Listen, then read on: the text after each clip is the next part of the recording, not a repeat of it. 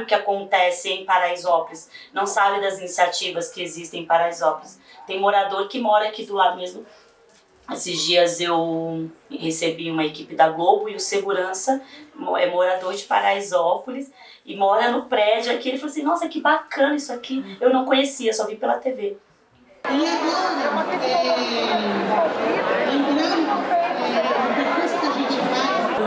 a favela, ela tem potência, ela tem capacidade, então vamos cobrir.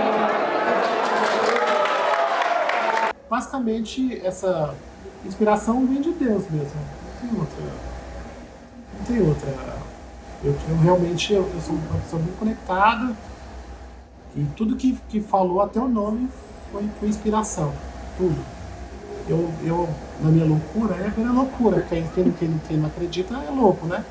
Mas eu sonhei que tinha que montar a casa de acolhimento, eu sonhei que tinha que montar 50 por 1.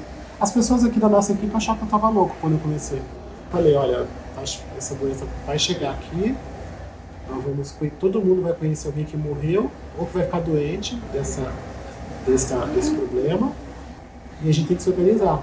Eu falei, eu vou ficar e vou fazer, e quem puder, mude para casa comigo. Não era uma coisa de decisão simples. Imagina, todo mundo tem sua família, tem sua casa, tem seus filhos.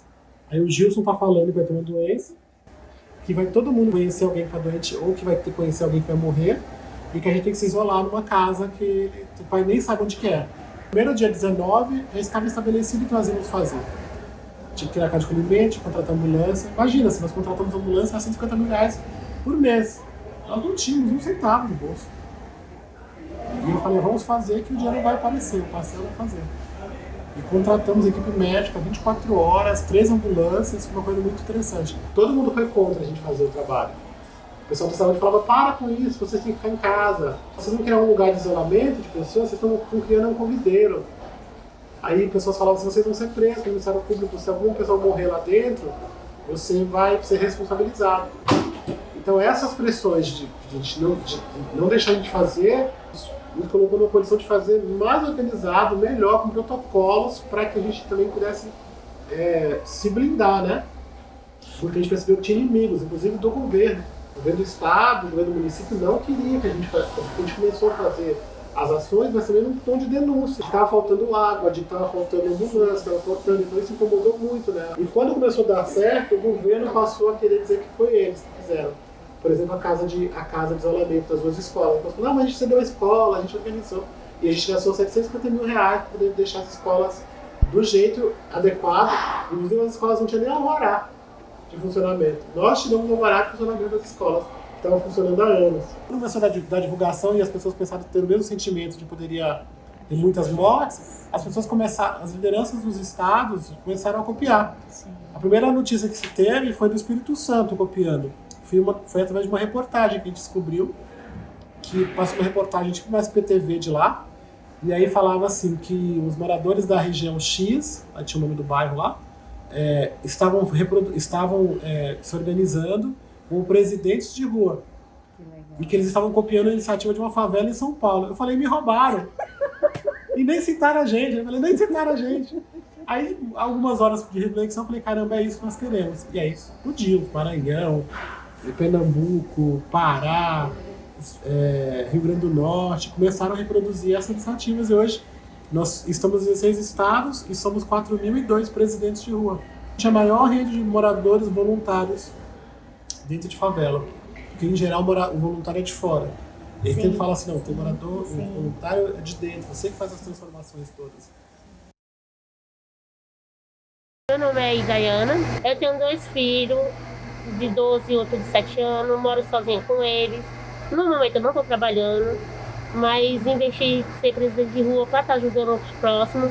Quando cheguei aqui, tem um amigo meu que falou assim, mano, quer ser presidente de rua não, tu é tão comunicativo, quer ser um presidente de rua? Eu disse, como é que funciona? Ele me falou, você toma de conta de 50 famílias, vai dar atenção, mas vai ter que ir para reunião, vai ter que estar dando atenção para tudo. Ele disse, não ganha nada. Eu disse, não, eu gosto de ajudar o povo. Quantas famílias que você monitora? 50. 50? 50 famílias. 50 famílias. Olha só. Eu sozinha. Tinha muita gente precisando, né, naquele momento. Tinha gente que não tinha o que comer, não podia sair para trabalhar. E aí a gente decidiu ajudar, porque querendo ou não, eu também estava passando por isso, eu também estava desempregada. Nós também fomos ajudados, todos os presidentes de ruas aqui também são ajudados, tá? A gente não vem só bonitinhas ajudar o... Porque tem várias famílias aqui que não tem condição e eu venho aqui, dou atenção, levo cesta, chegou um cartão aí de alimentação, chamei o pessoal, vou na casa, chamo, e tem várias pessoas que não podem vir buscar a cesta, eu arrumo um carro, bora levar ali comigo ali. Por que eu não ganhei? E que não sei o quê? Gente, quem é seu presidente de rua? Você tem que procurar sua presidente de rua. Qual o nome da sua rua pra gente saber onde que é, quem é a sua presidente de rua, né? Ah, mas aí, não sei o que, mas ó, eu tô fazendo com minha 50 famílias. Então, o que eu tô recebendo aqui, eles recebem. Eu passo para 50 famílias, eu não tiro nada. Ah, mas aquele fulano ali que ganhou, e por que eu não ganhei? E que não sei o que. Ninguém quer passar por isso. Porque assim, as pessoas aqui, eles não levaram a sério, entendeu? Então assim, o que eu vi particularmente? Pessoas que não queriam cuidar, que eles se negavam a fazer o básico, né? Entrar em um ambiente com máscara, não ter distanciamento. Não, pega no vento. Você não pode nem olhar para o outro que pega. Aí foi onde eu fui me informar. Inventaram a história que estava morrendo pessoas de tomar vacina, estavam morrendo. Até que o Bolsonaro falou assim que quem tomou essa vacina estava tudo com AIDS. Exemplo do povo, né, da sociedade, eu acho que vem do nosso presidente, que foi uma gripezinha. Então todo mundo, ele é o presidente, ele é o exemplo da nação. Se ele fala que é uma gripezinha, então as pessoas, né, estavam acreditando. Você falava para as pessoas quando elas diziam, nossa, mas o presidente disse que essa vacina... Não, eu não falava. Não tinha pra que falar, não tem pra que falar. Você não Não, sobre isso aí não, né? Não? Eu falava assim, não, vamos tomar que é pra proteger vocês e pronto. Nunca mais tinha voltado na minha escola. E eu voltei lá pra conhecer base que eles montaram dentro do colégio. As salas de aula cheias de cama, de maca. Tipo, eu nunca tinha voltado na minha escola. E eu voltar ali, sabe assim, uma agonia. Entre ele chorando, ali tremendo, porque eu falei, meu Deus, isso é real? Todos nós ficamos de quarentena e a gente não podia chegar na casa de um, não podia chegar na casa de outro. E qual é a forma que a gente... Era por WhatsApp, era por carta. Por carta. Era vizinho que tem do lado, porque a maioria da minha família são vizinhos. Eu subia na laje e ficava 1 ou 2, 3 assim na porta, que aqui é beco, vielas. Pessoal, tá acontecendo isso e isso. E eu em cima da laje e o pessoal, cada um nas suas portas. Várias vezes, o que é que eu fazia? Pegava uma linha de pipa, escrevia no papel, quando alguém não tinha zap, que não dava para escutar, amarrava e dizia, olha, vou jogar aí, vem aí, segura aí, ó. A gente fala, vocês estão vendo a quantidade de mortos, né? Passando na TV todo dia e tal. E assim, a maioria achava que era fake news, que vocês imaginam, assim, tipo, mães que não tinham que comer, sabe? Desculpa. Muito difícil. Eu vi situações que eu saí da casa da pessoa ali sem condições. E eu assim, meu Deus, eu tô mesmo reclamando da minha vida, tipo... Entendeu? Crianças que não almoçou, criança que era fortinha e agora na pandemia você olha que tá só esqueleto. Então você imagina, até a gente precisou de um emocional. Lógico. E você tinha isso aqui também, quer dizer, o pessoal também... E vocês entre vocês, né? Sim, entre a gente. A gente sempre se reunia, sempre tem reunião, né? Sempre tem pra conversar, etc. Nunca na minha vida, nem quando eu tiver velhinho ali, eu vou esquecer coisas que eu vi aqui dentro. Que um dia vai virar história. Vai virar história. Aqui foi o nosso suporte da comunidade inteira. Socorro do povo em todos os quesitos. Eu acho que se não tivesse isso aqui, a comunidade já tá em uma bem pior agora. Sim.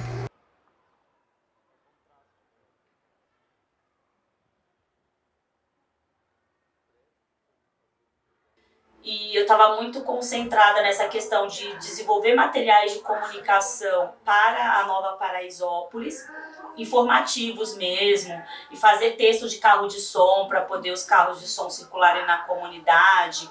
E aí recebia algum material de vídeo, ou a gente fazia material de vídeo, fazia essa edição, a gente fazia a publicação, já com esses informativos, né?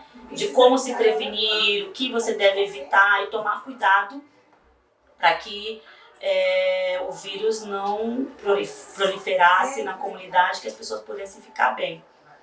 E aí, a partir disso, fora isso, esse trabalho de comunicação para dentro, estava fazendo comunicação para fora, que era avisar os veículos de comunicação dos trabalhos que a gente estava fazendo aqui, das iniciativas que a gente estava lançando aqui. Então, a gente recebia aqui 5, 6 ou mais equipes de imprensa em um dia. E eu tinha que fazer esse controle para poder os moradores serem atendidos e a gente não ficar só atendendo a imprensa aqui, né? Atendendo jornalista. Sim. Porque o pessoal precisava, o nosso foco era atender as famílias. Sim. E também ter um certo cuidado também para preservar a imagem dessas famílias atendidas. Porque é o jornalista que quer mostrar, quer entrar na ambulância, quer entrar na casa da pessoa. Então, esses falando o vídeo ali na frente do local falando que não era tudo isso, que a pandemia não era tudo isso, que não precisava se preocupar, essas coisas, sabe? Dentro da comunidade. Então, fazia muito sentido. A gente tem que fazer material também para poder desmistificar, para poder esclarecer, para poder levar mais informação para o morador, falar da importância, da prevenção, do isolamento, entre outras coisas. E usou o jornal, usou o site do Espaço do Povo, que é o jornal, usou o Facebook também. Sim. E o Instagram. Sim. Então, a gente fez isso, mas é um processo muito complicado, porque as pessoas elas meio que se anestesiaram. Então, tinha muita gente que já não acreditava na doença, né? Aí passou, tomou vacina 1, vacina 2, vacina 3, aí acha que virou super-homem. Uma disputa de narrativas que a gente precisa ter muito sangue frio para não entrar na guerra de achar que tudo é mentira. Porque assim, até as boas notícias do governo a gente fica descrente. As pessoas falam assim, não, mas não é bem assim, não foi tão grave, não foi tanto. As pessoas relativizam uma coisa que era para qualquer governo. Vermelho, azul, amarelo, qualquer cor. Não deveria ser normal. Você só vai combater a desinformação com mais informação. E saber, entre aspas, lutar naquele território em que as pessoas estão. Não adianta te desistir das pessoas. Olha, você é do candidato X ou Y, então não vou discutir com você porque você não vai ser convencido. Eu acho que a gente não pode entrar por esse lado porque a gente não está defendendo bandeira partidária. Então, assim, é óbvio que eu falo isso, não existe imparcialidade. Você tem lado, mas na hora que você está escrevendo, e não é uma opinião, não é um artigo que você está escrevendo, você tem que colocar ali na balança as duas óticas. E assim, fake news existiu a vida toda. É que agora tá bem louco, né? Por causa da questão da disseminação. Agora, se aquilo é verdade, se aquilo é mentira, se aquilo está correto ou não, aí vai ter que ter um discernimento. Eu acho que a população tem a capacidade também de ter esse entendimento do que é bom e do que é ruim. Então a gente precisa formar as pessoas para elas terem independência, terem capacidade de ter esse senso crítico. Em determinados estratos da sociedade, ou até mesmo Paraisópolis, o jornal funciona muito melhor. Porque ele vai de mão em mão, as pessoas espalham aquilo ali. E isso você comprovou nesse momento Sim. de mais necessidade de As pessoas elas são muito ávidas de consumir informação. Quando as pessoas veem a gente com o jornal, distribuindo o jornal, elas pegam da gente. Então é uma característica que a gente tem construído e brigado para manter.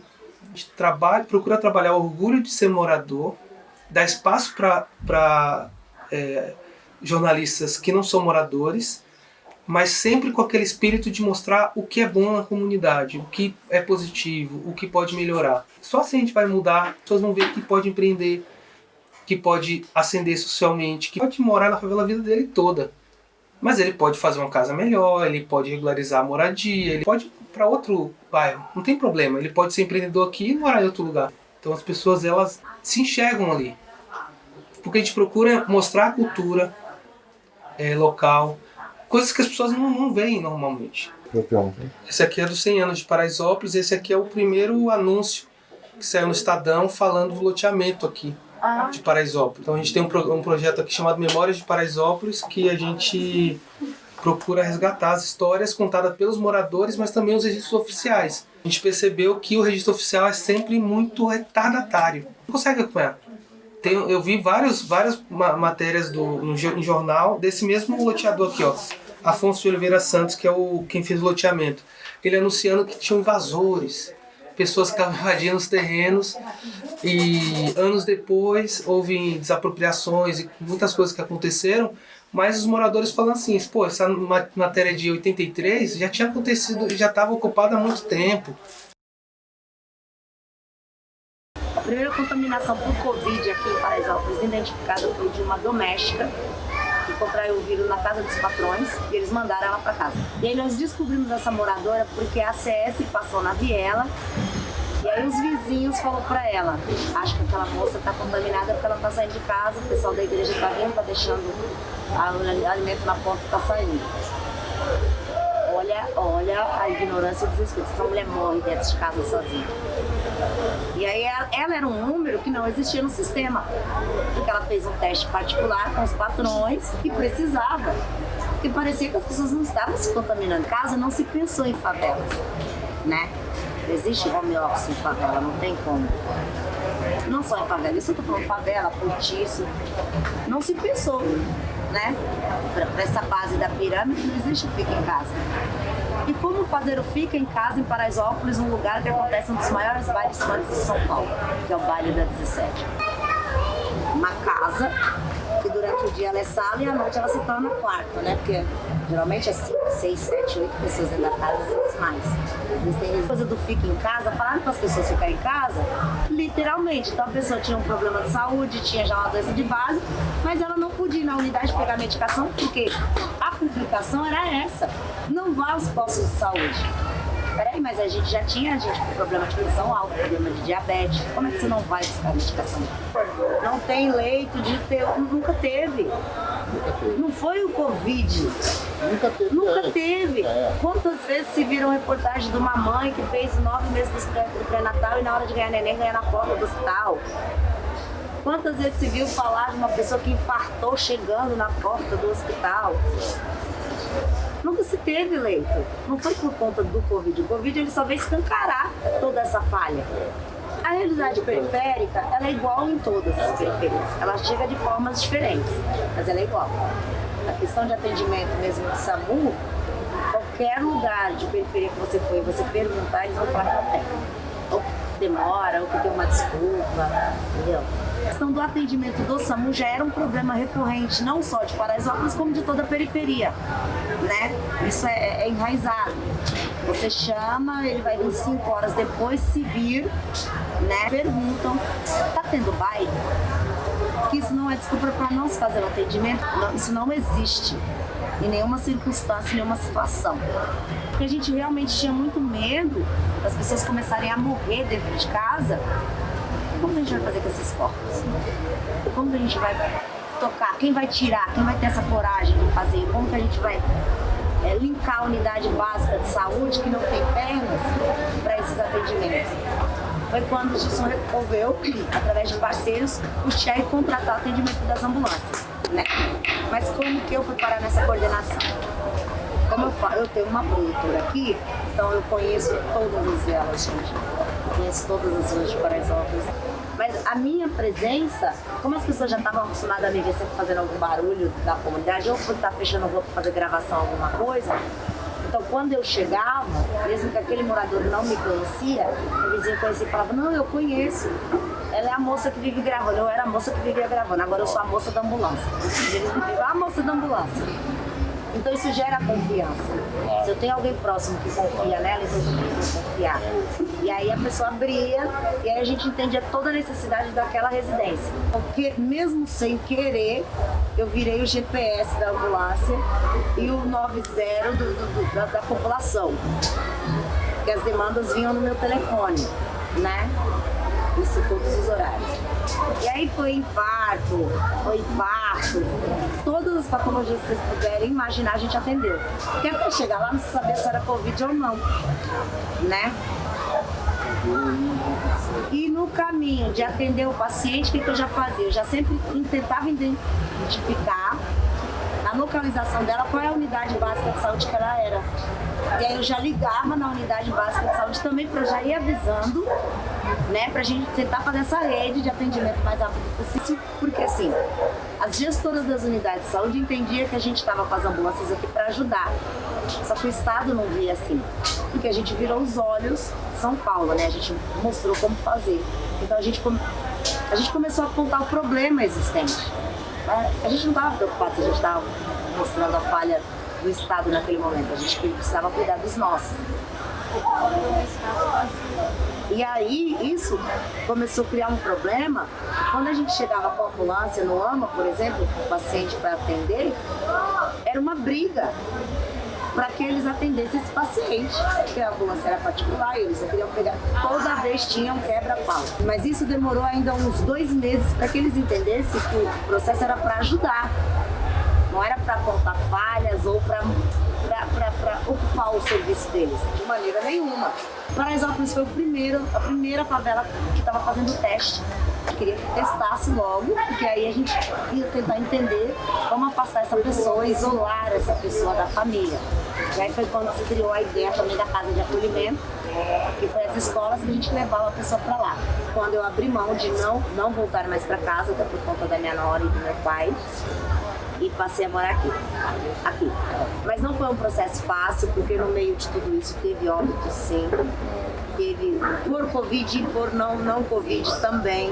Isso era muito doloroso, porque todas as pessoas que perderam alguém, ou por Covid ou não, passou por esse processo de não enterrar os seus mortos, né?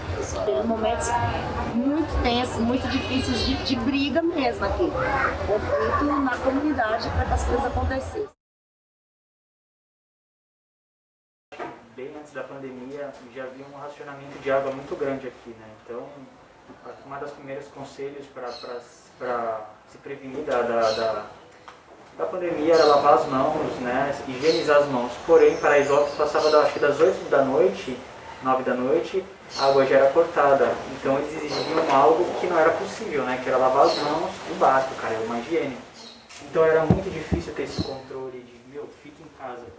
Para quem mora numa comunidade, a pessoa fica maluca, assim, né? Com 4, 5 irmãos, uma mãe, né? Então vira um estresse maluco. Lave as mãos, álcool gel. A favela não vai ter como comprar, todo mundo ter direito ao álcool gel, né?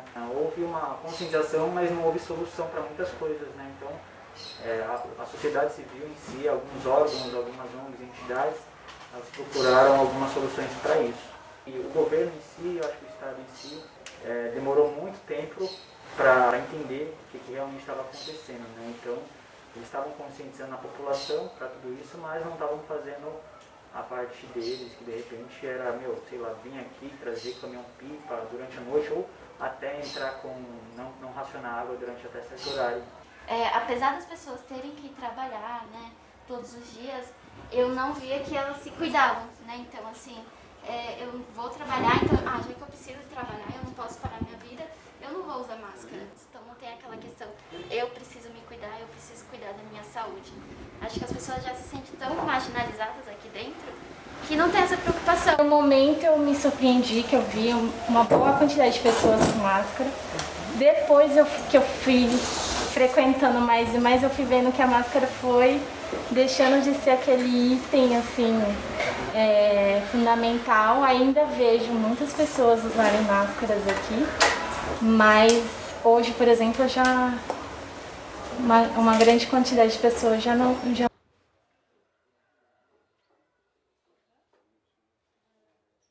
Ele está estudando, né? Todos estudam. Estuda? Todos os 4 estudam. Tá. Começou a pandemia, ficaram os 4 em casa. Ficaram em casa. E foi bom porque eles não dão trabalho, não. Eles são bonzinhos. Estão bem ensinados, eu levo para a igreja, vou assistir a igreja mais eles. Aí ensinava eles as coisas dentro de casa mesmo. Sentava com eles assim, ó. Aí ensinava. Mandava eles pegar os livros, fazer as coisas, né? Todo mundo estudava junto. Tudo estudava junto. Aí eles estudaram, começou a mandar tablet, né? Pra estudar em casa. Só um que ganhou, os outros não ganhou não, só um. E eles conseguiam fazer? Conseguia fazer. Tinha acesso à internet? Tem internet lá onde eu moro. Rua, não deixava? Não deixava, controlava eles direto. Tem que estar pegando o pé, né? Fazendo eles lavar as mãos, usar o álcool. A gente vinha aqui, ganhava o álcool. Aí sempre com as mãos limpinhas, todo limpinho. Conversar muito, dar muito conselho. Quando os patrões saíam sem máscara, ficavam sem máscara. Tipo assim, elas estavam correndo para eles, né? Elas estavam correndo risco de levar o Covid até eles, só por ser da periferia. Elas estavam correndo risco de levar o Covid para eles. Eles não estavam correndo risco de passar para elas. Quem trouxe a pandemia até nós? Até a periferia? A gente não viaja para o exterior. As diaristas ficaram sem emprego. Eles preferiam aquela que dormia do que aquela que vai uma vez ou duas na semana.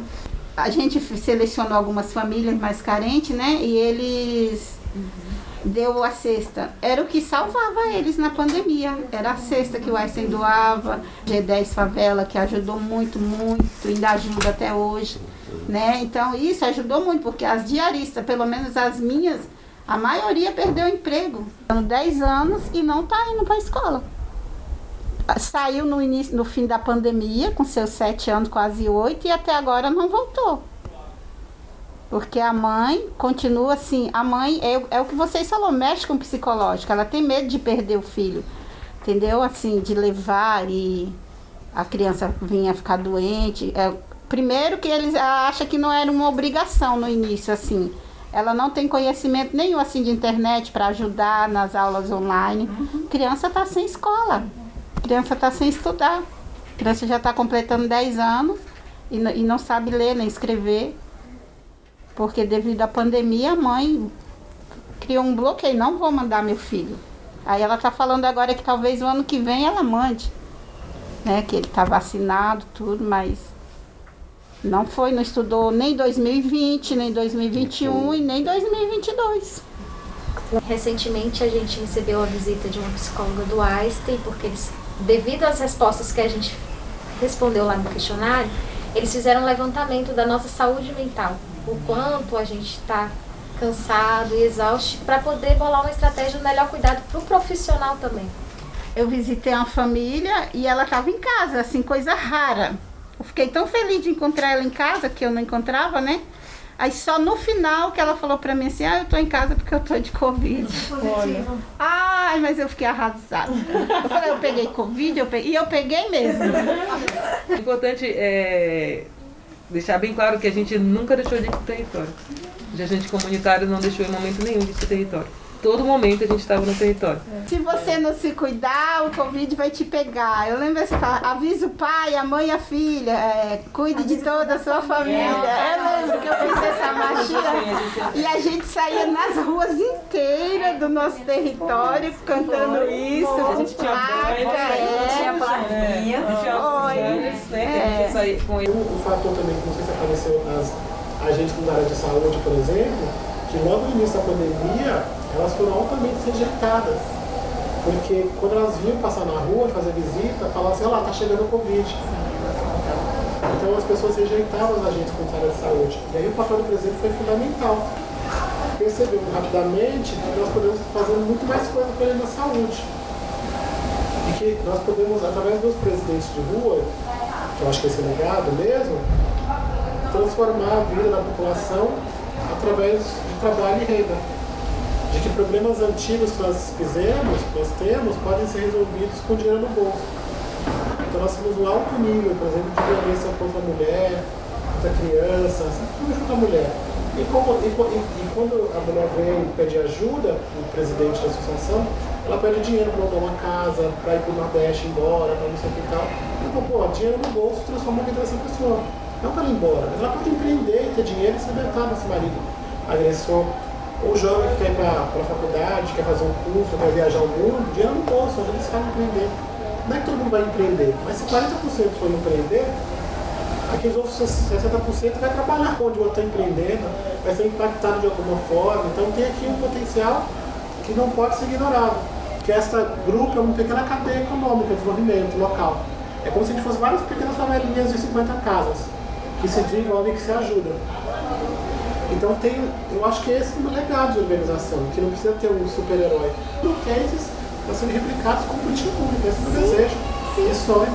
Então estão sempre procurando inventar a roda. A roda está aí. Não houve reconhecimento do Estado sobre o papel que nós fizemos com as coisas de judiciário. E nenhuma colaboração também. Nós tivemos, principalmente, foi a negação por parte do presidente nacional. E nos estados, a tentativa de desqualificar o trabalho. A gente viveu aqui no fundamental. Qual foi o presidente que homenageou, que falou, que a liderança da sustentabilidade? As favelas voltaram para a pauta agora, uma eleição violenta, como marginal, como causadora de atentados. A sociedade reconheceu, homenageou. A imprensa reconheceu, a imprensa internacional, né? Que era o papel deles, não fizeram. Até agora não fizeram. Elas estão acostumadas a perceber que esta população quer participar e tem a sua experiência e a sua vivência e o seu saber, que às vezes não é técnico, mas ele é empírico, ele é ancestral, ele tem aqui um conhecimento de que ele precisa ser escutado e estudado, inclusive, para que ele possa chegar na academia, né? Então a gente não quer mais aquela coisa de que as pessoas estudam sobre nós nos livros, né? A gente quer poder contar as nossas próprias histórias do nosso jeito e as nossas experiências que são de sucesso. Eu, na minha história, se você já tem visto minha história no Fundamental, eu sou filho de mulher surda muda, 14 filhos, fui criado aqui no Pé Inchado, em Paraisópolis, e diziam que os filhos da muda iam crescer e iam virar gente. Que a gente era predestinado a virar traficante, a ser uma pessoa ruim. E a família, durante toda a minha adolescência, infância, depois que minha mãe morre, fez um trabalho para tentar se livrar de mim, porque eu fui um dos filhos que não foi dado. Eu e meu irmão Danilo, ele não foi dado. Ele foi criado pela outra irmã. E aí, em determinado momento na minha vida, eu decidi que queria me vingar. E a minha vingança eu quero trabalhar, estudar, virar gente. E eu fui procurar as experiências de sucesso da favela. E eu não achava Juarez, achava os bandidos, achava aquela coisa que, pro olhar de ter coisas, é uma experiência de sucesso, de ter dinheiro, de ostentar, essa é a moda da ostentação hoje. Mas não era moda, não me cabia, porque eu queria fazer um outro olhar, eu queria ser gente do outro lado, né? Eu queria ser gente, virar gente da gente boa, dar orgulho pra minha mãe, aquela coisa toda, achar meus irmãos. E aí eu procurava as histórias, não achava as histórias de sucesso. E não é que elas não existiam, elas não eram contadas. Pareciam só as histórias de violência. Sim. Só as histórias do Datena. O saber que sabe é a melhor ferramenta. Saber que sabe, porque às vezes a gente sabe, tem conhecimento, mas não é nos permitido, ou a gente não tem autoestima para dizer para falar. Então esse empoderamento, falar, você tem opinião, sua opinião importa, eu acho que começa a mudar. Né? Empoderamento real, empoderamento de informação e de dinheiro no bolso. E Paraisópolis é um pouco assim, Paraisópolis precisa dar certo. Existem muitas forças que têm buscado fazer com que Paraisópolis não dê certo.